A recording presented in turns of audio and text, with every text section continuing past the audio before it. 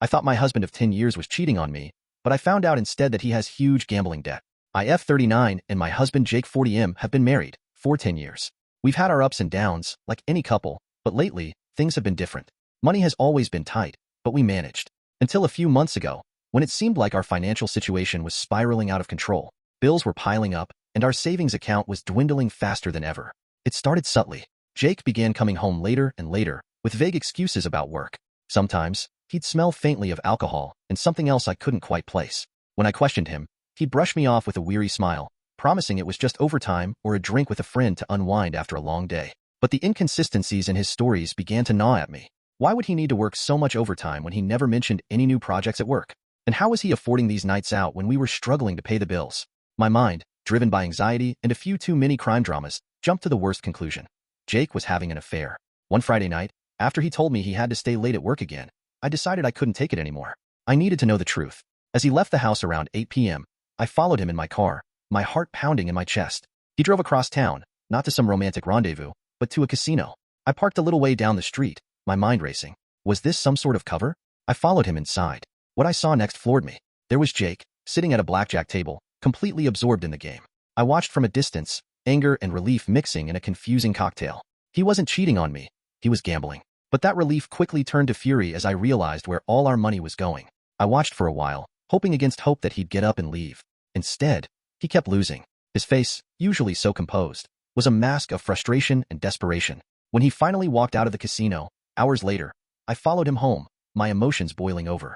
He walked through the door, looking surprised to see me waiting up for him. The look on his face when he saw me told me everything I needed to know. He knew he was caught. I confronted him, and he admitted everything. He had been gambling for months, desperate to win big and solve our financial problems. But instead, he was making things worse. I was furious. How could he do this to us? To our family? We spent the night arguing, crying, and talking. He confessed that it started small, just a few dollars here and there, but quickly spiraled out of control. He was ashamed and scared, and he didn't know how to stop.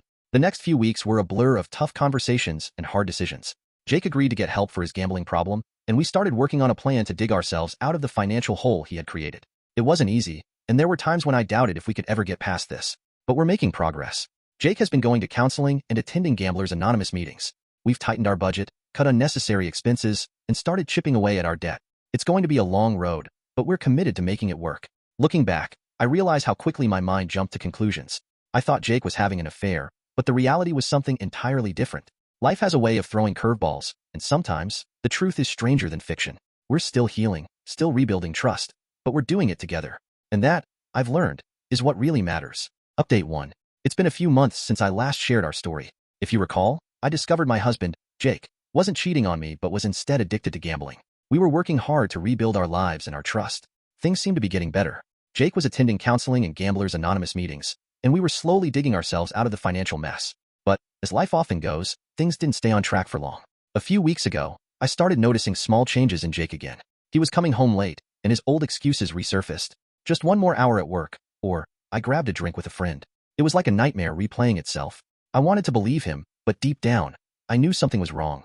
Then, I found the receipts. Hidden in his car, there were crumpled casino receipts dated just a few days prior. My heart sank. I confronted him that night, and he broke down. Jake admitted he had relapsed.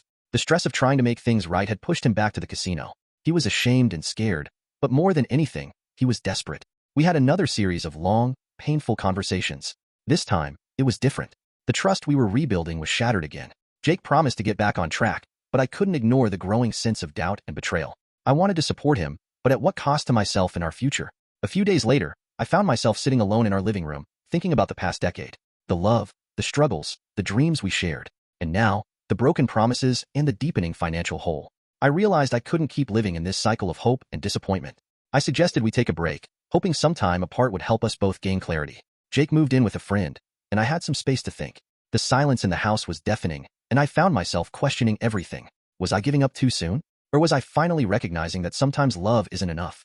2 weeks into our separation, Jake called me, asking for another chance. He sounded sincere, but I couldn't ignore the fear that he'd relapse again. I suggested we try marriage counseling, but he was hesitant, saying he just needed more time to prove himself. Then came the final straw. I received a call from our bank, notifying me of an overdraft.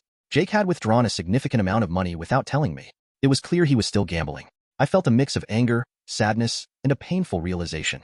This wasn't something I could fix for him. He needed to want it for himself, and he clearly wasn't there yet. Last night, we had the hardest conversation of our lives. I told Jake I wanted a divorce. He cried, begged, and pleaded, but I stood firm. I told him I still loved him, but I couldn't keep sacrificing my well-being for his addiction. It was tearing me apart, and I needed to take care of myself. We're starting the divorce process now. It feels surreal to be ending our marriage, something I thought would last forever.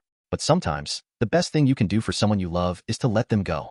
I hope Jake finds the strength to overcome his demons, but I can't keep losing myself in the process. Subscribe and like for more videos.